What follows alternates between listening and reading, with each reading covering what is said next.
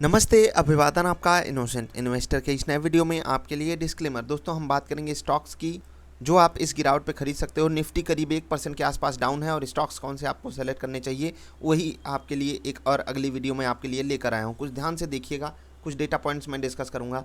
आपको अगर ट्रेडिंग के लिए स्टॉक चाहिए तो जब तक ट्रेंड रिवर्सल आपको ना दिखाई दे 5, 10, 15, 20, 25, 50 मिनट की कैंडल पे, इसका मतलब क्या है, मैं क्या कहना चाहता हूँ, एक स्मॉलर टाइम फ्रेम की कैंडल चाहे 5, 10, 15 मिनट की हो गई, एक बड़े टाइम फ्रेम की कैंडल चाहे 30 मिनट, 45 मिनट या एक घंटे की कैंडल हो गई, जब तक इन दोनों पे आपको बाइंग पैटर्न ना जनरेट होता हुआ दिखाई दे किसी भी टेक्निकल इंडिकेटर पे, तब तक आपको ट्रेडिंग के लिए नहीं लेना होता है। आपको गिरती हुई चाकू नहीं पकड़नी है, ठीक।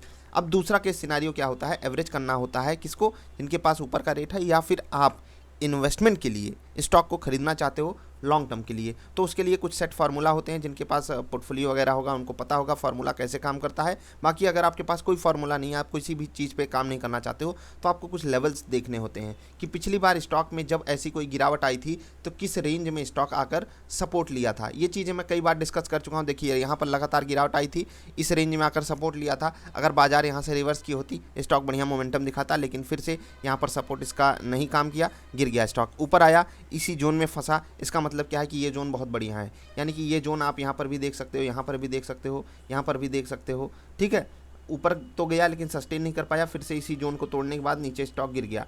वहीं पर आकर खड़ा है रिलायंस इंडस्ट्रीज, यानी कि 2020 से 2040 तक का एक बड़ा सपोर्ट अवेलेबल है रिलायंस में। तो आप यहाँ पर इस कारण बाइंग इनिशिएट कर सकते हो अगर आप सपोर्ट एंड रेजिस्टेंस की ट्रेडिंग करना चाहते हो। तो अगर आपको बाइंग पैटर्न नहीं मिलता है 5, 10, 15 मिनट की कैंडल पे या फिर एक घंटे की बड़े टाइम फ्रेम की कैंडल पे, तो आपको ट्रेडिंग के लिए तब तक स्टॉक नहीं खरीदना। मैं बार बार ये चीज़ कहता हूँ, गिरती हुई चाकू आपको नहीं पकड़नी है। कहाँ तक गिरेगा कोई नहीं जानता है, कोई नहीं जानता, कोई कह भी नहीं सकता कि मैं जानता हूँ। हम आप सब एक अनुमान लगा सकते हैं, एक रिसर्च करके डेटा आपके सामने रख सकते हैं। वही मैं आपको बता रहा हूँ, प्रीवियस डेटा जो है वो काम करता है, तो आपको उस पर फोकस करना है। अगर ये लेवल टूट जाता है तो फिर आपको इस लेवल पे ही खरीदारी करनी है, जो कि 1920 का लेवल है, यानी कि 2020, ठीक है, रिलायंस के लिए 2020 और फिर 1920, इन दो लेवल्स पे आपको ध्यान रखना है। यहीं के आसपास आपको एडिशन करना है। एक और स्टॉक काफ़ी ज़्यादा भाग गया था, मेरे पास बहुत क्वेरीज आ रही थी, सर 2000 पार कर गया है, ब्रेकआउट दे दिया है, खरीद लें क्या। मैंने सबको मना किया है कि कोई ये मुझसे कह नहीं सकता कि मैंने उनको मना नहीं किया कि IRCTC अभी मत खरीदो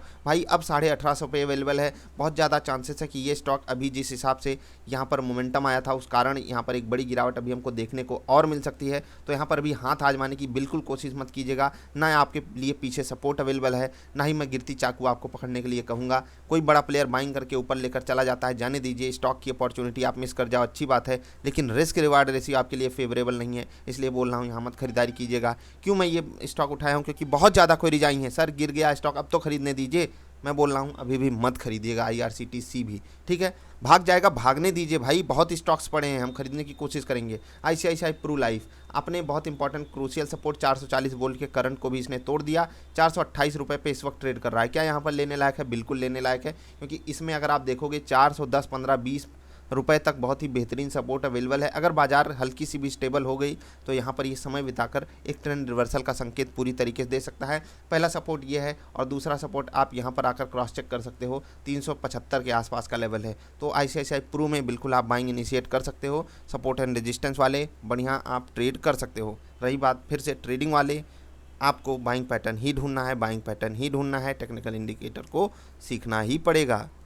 बहुत ज़्यादा चांसेस है कि आप लेट हो जाओ ट्रेड लेने में, लेकिन कोई बात नहीं, आपको अपने प्रॉफिट से मतलब होना चाहिए। प्रॉफिट कितना निकालना है उसके लिए भी अलग अलग तरीके की कैलकुलेशन होती हैं। एक और स्टॉक काफ़ी ज़्यादा गिर चुका है, 1120-25 रुपये से गिरता हुआ, इवन 1130 रुपये से हम कहेंगे, ये 980 रुपये पे आकर खड़ा हुआ है। एक बहुत बड़ी गिरावट आ चुकी है इस स्टॉक में। क्या यहाँ पर लेने लायक है? अगर हम सपोर्ट एंड रेजिस्टेंस की बात करें तो 960-65 रुपये का लेवल इसके लिए बड़ा सपोर्ट बनकर आ रहा है। वहाँ तक स्टॉक आराम से अगर फिसले भी कोई तकलीफ आपको नहीं होनी चाहिए। ये पूरी की पूरी जोन है, मैं आपको फिर से बता दूं, ये पूरी की पूरी जोन है इसके लिए बाइंग की। तो आप यहाँ पर बिल्कुल बाइंग इनिशिएट कर सकते हो, कोई आपको दिक्कत नहीं होगी। लेकिन दिक्कत ये है कि इसके बाद दूसरा जो सपोर्ट अवेलेबल है वो काफ़ी दूर है, वो 890 रुपये के आसपास है। तो अगर आपको 990 के आसपास खरीदारी करनी है, उसके बाद अगला एडिशन 890 के आसपास आप करने की क्षमता रखते हो, तभी आप यहाँ पर एडिशन करिएगा। इंतज़ार कर लेंगे ज़्यादा बेटर रहेगा। बाकी अगर आप ट्रेंड रिवर्सल के ऊपर ट्रेड लेंगे तो वो भी ज़्यादा बेटर आपके लिए साबित हो सकता है। एक और स्टॉक पे काफ़ी ज़्यादा क्वेरीज आती हैं, और ये स्टॉक महंगा भले है लेकिन बहुत फेमस है, हीरो कंपनी, कौन नहीं जानता। 3600 से स्टॉक लगातार फिसलते हुए गिरता हुआ आ रहा है, अभी 31-3200 के रेट पे ट्रेड कर रहा है। क्या करना चाहिए? बिल्कुल आपको खरीदारी सिर्फ और सिर्फ 3000 के आसपास के साइकोलॉजिकल सपोर्ट पे करनी चाहिए, जो कि अभी थोड़ा सा दूर है, लेकिन ज़्यादा चांसेस है अगर बाजार ऐसे ही नेगेटिव होती रही तो आपको ये रेट मिलने वाला है। तो तैयारी यहाँ पर भी बना कर रखिएगा, अपॉर्चुनिटी मिस नहीं करनी है। और मैंने लोगों को हमेशा बोला हुआ है कि आपका पैसा लिक्विड फंड में रहना चाहिए। लिक्विड फंड वालों, पैसा निकालने का समय आ रहा है क्या? इंतज़ार में रहिएगा। पैसा तो लिक्विड फंड से तुरंत निकल जाता है, इंस्टेंट रिडेम्पशन। आज बड़ी गिरावट अशोक लेलैंड में आई है, काफ़ी ज़्यादा क्वेरीज यहाँ पर आई हैं, लेकिन 110 के पहले यहाँ पर हाथ आजमाने की कोशिश मत कीजिएगा, क्योंकि ये कुछ इंपॉर्टेंट अपने लेवल्स को तोड़ रहा है। ऑप्शन डेटा भी थोड़ा सा नेगेटिव यहाँ पर बनकर आ रहा था पिछले 2 दिन से, 3 दिन से इवन।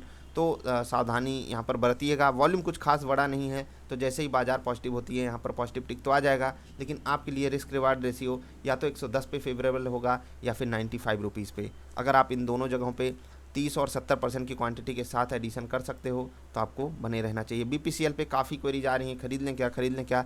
इस पर अलग से वीडियो भी हमने बनाई हुई है, दूसरे चैनल पर अपलोडेड है, तो उसको ज़रूर देखिएगा। बहुत ध्यान से, सावधानी के साथ आपको यहाँ पर भी ट्रेड लेना है। 50 के बदले 5 रुपये का डिविडेंड इन्होंने दिया, दिल तोड़ दिया सबका। शीशे का था दिल, मेरा पत्थर का ज़माना निकला। BPCL तो पत्थर का निकला, सबका दिल तोड़ दिया है। तो थोड़ा सा यहाँ पर भी अलर्ट मोड में ही रहिएगा। ये स्टॉक कहाँ तक गिर सकता है उसके लिए अलग से वीडियो अवेलेबल है। और भी बहुत सारे स्टॉक्स हैं। एक स्टॉक अमराजा बैटरी, यहाँ पर भी बड़ी गिरावट की आशंका अभी भी मुझे दिखाई दे रही है। बढ़िया है, पोर्टफोलियो लायक स्टॉक है, और इलेक्ट्रिक व्हीकल्स के विस्तार पे ये स्टॉक बहुत धूम मचा सकता है, तो इस पर भी आपको नज़र बना कर रखनी है। अगर ये 800 के आसपास या उससे नीचे मिले तो वो तो बेस्ट बाई लेवल होगा। बाकी ट्रेंड रिवर्सल जहाँ से आपको दिखाई दे वहीं पर आपको खरीदारी करनी है। ट्रेंड रिवर्सल के ऊपर ढेर सारे टेक्निकल इंडिकेटर्स को सीखने की कोशिश कीजिए। कौन सा टेक्निकल इंडिकेटर आपको फेवर कर रहा है उसी पर आपको काम करना चाहिए। तो कुछ स्टॉक्स मैंने आपको बताए, यहाँ पर आपको अपना सिलेक्शन करना है और बाजार में एक छोटी सी भी रिकवरी आएगी, यहाँ पर बढ़िया मोमेंटम आएगा और इसको आप एक बार के लिए पोर्टफोलियो भी समझ सकते हो। रिलायंस एक अलग सेक्टर का स्टॉक, IRCTC पूरा का पूरा एक अलग सेक्टर, फिर ICICI Pru life insurance sector, SBI card, credit card का बिजनेस, हीरो मोटोकॉर्प बाइक की कंपनी, अशोक लेलैंड ट्रक वगैरह की कंपनी, ठीक है, BPCL पेट्रोलियम कंपनी, ठीक है, अमराजा बैटरी इलेक्ट्रिक व्हीकल्स की कंपनी। तो एक तरीके से ये मिनी पोर्टफोलियो भी आप इसको कह सकते हो। जो मैंने सजेस्ट किया, इसके कुछ पीयर्स भी हैं, आप उनको देख सकते हो। स्टॉक्स ऐसा नहीं है बाज़ार में यही इतने हैं, मैंने आपको एक तरीका बताया कौन से स्टॉक में क्या आपको रणनीति लगाकर खरीदारी करनी चाहिए। कुछ स्टॉक्स की लिस्ट आपको पता चल गई, ये बेटर है। तो मैंने आपको समझा दिया, यही हैं वो स्टॉक, यही स्टॉक्स हैं जो आपको बढ़िया रिटर्न देने की काबिलियत रखते हैं बाज़ार के मुकाबले। देखो होता क्या है एक्चुअली पोर्टफोलियो में, इतने स्टॉक्स मैंने आपको बताए, ठीक है, कितने क्लोज टू 6-7 स्टॉक्स मैंने आपको बताए। अब ये 6-7 स्टॉक्स अगर बाज़ार आगे यहाँ से 5% ऊपर जाती है तो ये आपका जो पोर्टफोलियो है 7 से 8% आराम से ऊपर करने की काबिलियत रखते हैं। अगर बाज़ार यहाँ से 10% गिर जाती है, हो सकता है ये स्टॉक सिर्फ 7 से 8% ही गिरे, यानी कि जब बाज़ार गिरेगी तो ये कम गिरेंगे, जब बाज़ार उठेगी तो ये ज़्यादा उठेंगे। तो ऐसे ही पोर्टफोलियो आपको बनाना चाहिए। और अगर आपको इस चीज़ को ट्रैक करना है तो आप देख लीजिएगा अगले 10 दिन बाद बाज़ार कहाँ खड़ी है। अगर बाज़ार 2% होगी ऊपर तो हमारा पोर्टफोलियो 2.5% 3% ऊपर होगा। अगर बाज़ार 2% नीचे होगी तो वाइस वर्सा ऐसे चीज़ें काम करेंगी। आपको अपने हिसाब से सिचुएशन को संभाल कर ही ट्रेड लेना है। इन स्टॉक्स में मैंने आपको सजेशन दे दिया, आप खुद से भी अपना पोर्टफोलियो बना सकते हो, ऐसे ही आपको बनाना चाहिए। तो बस यही थी वीडियो, आई होप आपको पसंद आई होगी। अगर पसंद आई है तो लाइक कर देना, चैनल पसंद आया है तो वो भी सब्सक्राइब कर लेना। हम मिलेंगे फिर से किसी अच्छी वाली वीडियो में, तब तक के लिए नमस्कार।